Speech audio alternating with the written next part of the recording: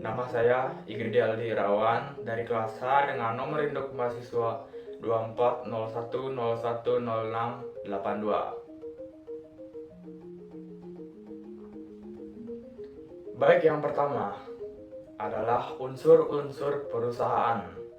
Sebuah perusahaan dibangun dari 5 unsur dasar. Pertama, manusia. Mereka yang menjalankan semuanya. Kedua, aktivitas bisnis, memproduksi, mendistribusikan barang atau jasa. Ketiga, modal, uang, waktu, dan sumber daya untuk menopang. Dan yang keempat adalah organisasi, struktur kerja, sistem, alur. Dan yang terakhir, tujuan usaha, bukan cuma cari untung, tetapi juga untuk menciptakan nilai tambah. Yang nomor kedua, pengaruh lingkungan perusahaan. Tapi semua itu tidak bisa berjalan di ruang hampa. Perusahaan tumbuh di lingkungan. Lingkungan internal seperti budaya kerja dan eksternal seperti pasar, regulasi, teknologi, semua ikut membentuk. Lingkungan bisa membuat sebuah perusahaan efisien atau justru terhambat.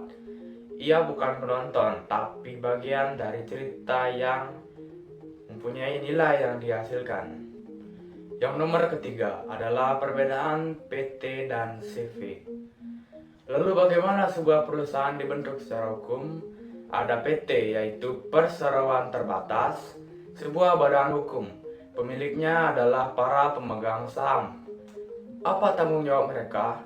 Hanya sebatas modal yang disetor. Lain halnya dengan CV, atau yang bisa disebut dengan kemitraan antara sekutu aktif dan pasif. Yang aktif akan bertanggung jawab penuh, bahkan dengan harta pribadi. Jika yang pasif hanya menyumbangkan modal tetapi tidak bisa ikut campur. Yang keempat, faktor perilaku bisnis yang tidak etis. Perusahaan terkadang melenceng. Kenapa? Karena tekanan keuntungan, karena lemahnya pengawasan, karena tidak ada budaya etika. Persaingan bisa kejam dan hukum kadang terlalu pelan. Semua ini bisa membuat bisnis menjadi kehilangan arah. Yang kelima, pentingnya perencanaan. Di dunia yang terus berubah, perencanaan adalah jangkar. Ia menjadi dasar pada setiap keputusan, peta untuk tujuan jangka pendek dan panjang.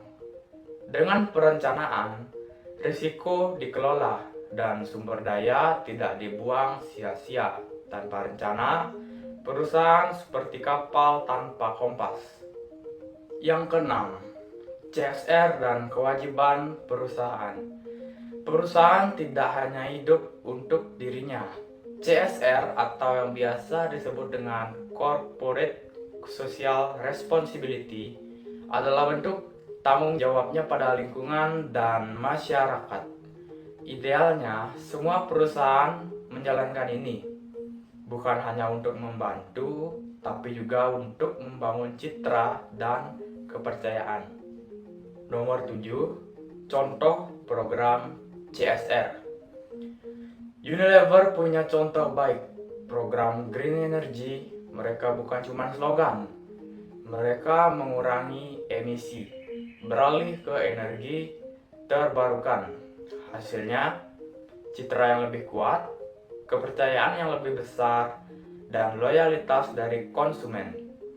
Ketika CSR dilakukan dengan sungguh-sungguh, dampaknya pasti akan menjadi nyata. Dan yang terakhir yaitu nomor 8, GCG dan hubungannya dengan CSR. Di atas semua itu, ada prinsip yang membimbing GCG atau Good Corporate Governance. Transparansi, tanggung jawab, akuntabilitas, dan keadilan. CSR itu adalah salah satu cermin dari GCG, karena perusahaan yang baik tidak hanya tumbuh, tapi ia bertumbuh bersama-sama. Sekian yang bisa saya sampaikan dari nomor 1 sampai nomor 8. Mohon maaf apabila ada kesalahan. Saya akhiri. Terima kasih.